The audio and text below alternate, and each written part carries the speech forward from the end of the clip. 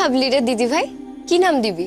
বলছি, যদি ছেলে হয় তাহলে ওর নাম হবে অপরাজিত, আর যদি মেয়ে হয় তাহলে অপরাজিতা।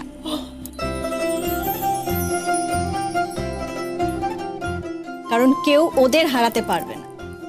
ডক্টর আমায় বলেছে ওর সন্তান একজন ফাইটার।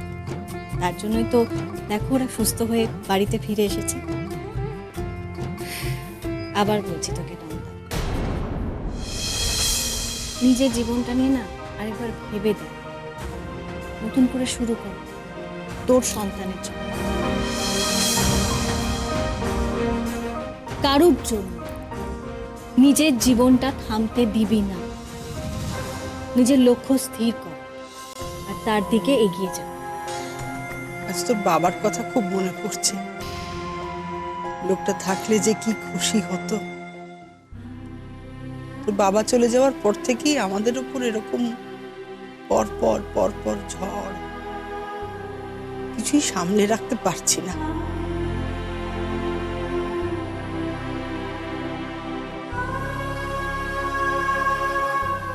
যত ভাবি সব ঠিক হয়ে যাবে, আমার মেয়েগুলো সব শান্তি পাবে, ততবার একের পর এক ঝড় আমাদের উপরে বয়ে চলেছে।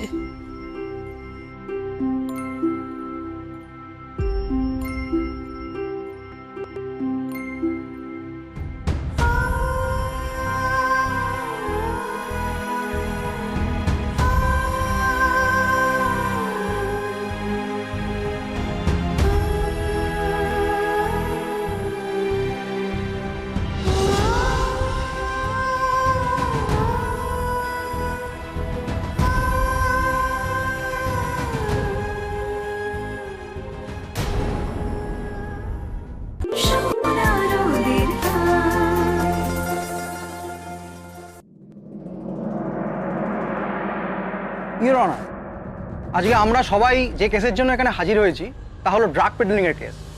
আমরা সবাই জানি এই ড্রাগের নেশা কতটা সর্বনাশী।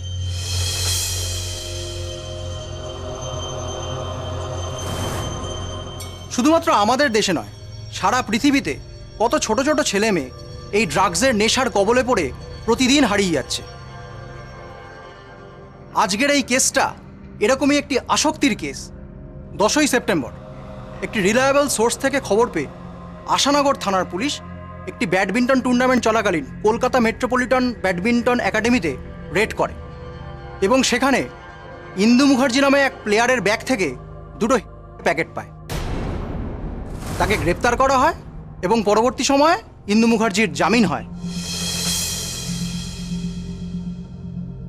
ইওর অনার, ইন্দু মুখার্জি তার একাডেমিতে এই এতগুলো ইনোসেন্ট ছেলেমেয়ের মাঝখানে দাঁড়িয়ে ড্রাগ পাচারের মতো যে সাংঘাতিক অন্যায় করেছে তা নিন্দাজনক এবং তার জন্য তার শাস্তি প্রাপ্য। ওইটুকু মেয়ে কতদিন ধরে যে এই অন্যায় কাজটা করছিলেন কেউ জানে না, এবং ও এই একাডেমির ভেতরে কতগুলো ইনোসেন্ট ছেলে মেয়েকে ড্রাগের নেশায় অ্যাডিক্ট করেছে তা আমরা কেউ জানি না। ইওর অনার, সে শুধু ড্রাগ সেবন করেনি, সে ড্রাগ পাচারও করেছে। হয়তো কিছু টাকার বিনিময়ে সেই ভয়ঙ্কর নেশা তার মতো বয়সী ছেলে মেয়েদের মধ্যে ইচ্ছাকৃতভাবে ছড়িয়ে দিতে চেয়েছে।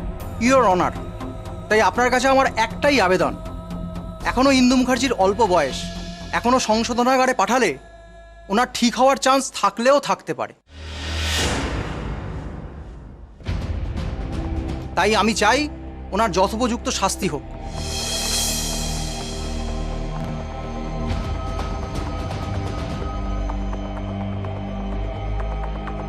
হে ঠাকুর, তুমি দেখো আমার ইন্দুর যেন কিছু না হয়।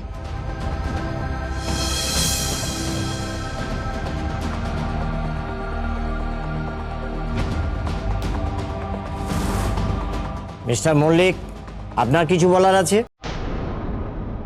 অবশ্যই ইওর অনার।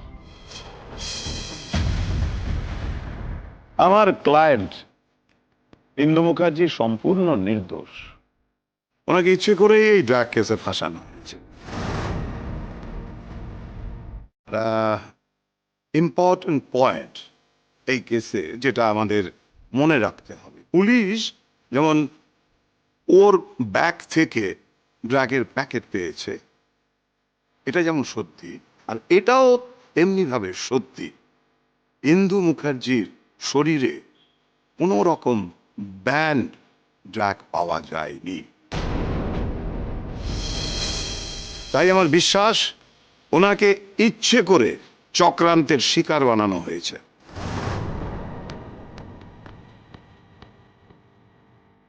ইন্দু মুখার্জি অত্যন্ত মধ্যবিত্ত ফ্যামিলির মেয়ে। এই 1 বছর আগে ওনার বাবা হার্ট অ্যাটাকে মারা যান।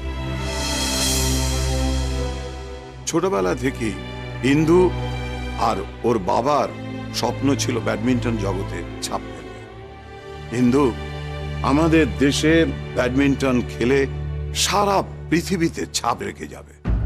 কিন্তু সেই স্বপ্ন পূরণের পথেই রওনা দিয়েছিল। কঠিন পরিশ্রমের মধ্য দিয়ে সে যখন একের পর এক তার স্বপ্নকে ডিঙিয়ে যাচ্ছিল, ঠিক সেই সময় একটা চক্রান্তের শিকার হতে হলো ওকে। কেন তার সঙ্গে এই চক্রান্তটা হলো, কে বা কারা এর পিছনে রয়েছে, এই তথ্যগুলোই তুলে ধরাই আমার উদ্দেশ্য, ইওর অনার। আমি আবারও বলছি, ইন্দু মুখার্জি পুরোপুরি ইনোসেন্ট, ও একটা চক্রান্তের শিকার, ইওর অনার। ইন্দু মুখার্জি ওর বাবার স্বপ্ন পূরণ করার আর একটা চান্স ডিজার্ভ করে। That's all, your honour.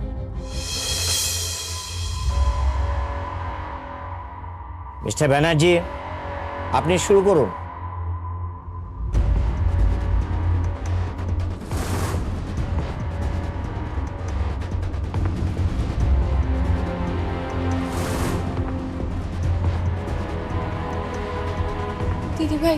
দিদিভাই আমার খুব ভয় করছে রে।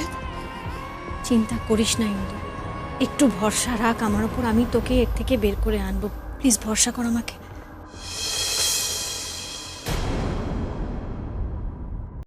অফিসার, আপনি যদি ইন্দু মুখার্জিকে গ্রেপ্তার করলেন, সেদিন ঠিক কি কি ঘটেছিল আপনি মহামান্য আদালতকে বলুন।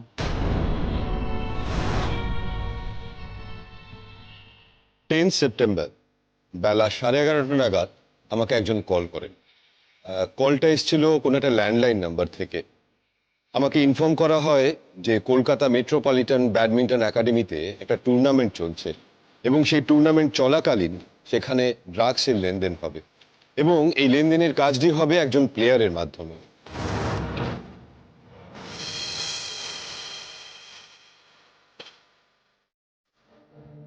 এটা জানার পর আপনি ঠিক কি করলেন? এটা জানার পর আমি আমার টিমকে রেডি করলাম। উইদিন হাফ অ্যান আওয়ার আমি একাডেমিতে পৌঁছাই। সে সময় একাডেমিতে প্রচুর লোক ছিল এবং ম্যাচও চলছিল। আমরা সবচেয়ে প্রথমে অ্যাডমিনিস্ট্রেশনে কথা বলে ম্যাচটাকে সেই দিনের মতো বন্ধ রাখি। তারপর আমরা সার্চিংয়ের কাজ শুরু করি। সবচেয়ে প্রথমে আমরা মেল লকার রুমে সার্চ করি, যদিও সেখানে কিছু পাইনি।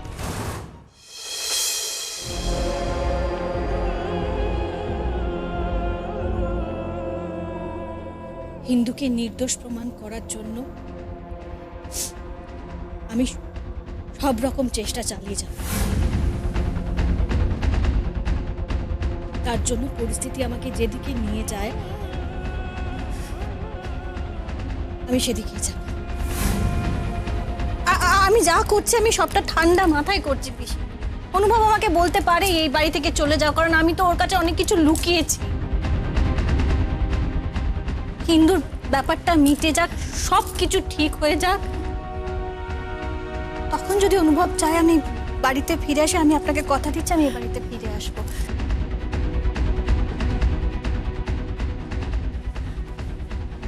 অনুভব, আমি অন্যায় করেছি, আমি তোমার কাছে অনেক কিছু লুকিয়েছি, অন্যায় করেছি, সেটা আমি অস্বীকার করতে পারি না।